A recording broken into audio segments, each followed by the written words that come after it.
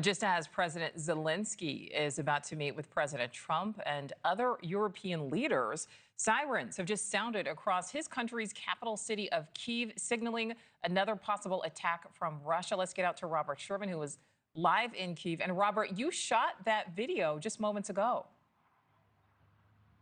Yeah, and we just got the update from the Ukrainian military just a short while ago as well. They say that Russia launched a MiG fighter jet, as well as some ballistic missiles being placed in the air, which puts this entire region, those capabilities put the entire region under a threat and an advisory here. I mean, you just can't help but notice the timing of all this, Nichole, is that as you see all these world leaders one by one streaming into the White House, you see these alerts that are coming off here. And I would say that, I mean, that's just the latest example of why people on the ground here believe that Russia is saying one thing and may have said one thing in Alaska, but through their actions in recent days is behaving in a totally different manner here. I mean, even what you saw here overnight with the strikes carried out on Ukraine that put Kharkiv and Odessa and Sumy into their crosshairs, killing over 10 people here.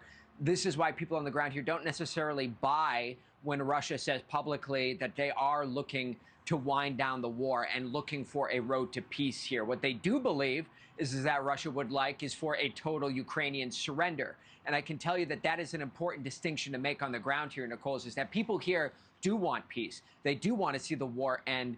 There's not really an appetite for surrendering or giving in too much to Moscow here, because there is a belief that any kind of concessions that are made today could, in the long run, lead to more bloodshed and more fighting down the road with Russia at some point. So, I mean, especially when you look at the map here of the Donbass region, that is the fear that people have here, is that giving up some of those positions in the east will give, as Ukrainian President Zelenskyy said to us when we were at the presidential palace the other day, a springboard to launch a third iteration and a third invasion of this war.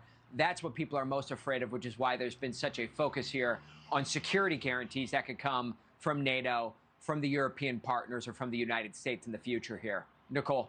Yeah, so Robert, just a little bit more on that. I mean, how are people in Ukraine feeling? Is there confidence as they wait for these talks in Washington to unfold?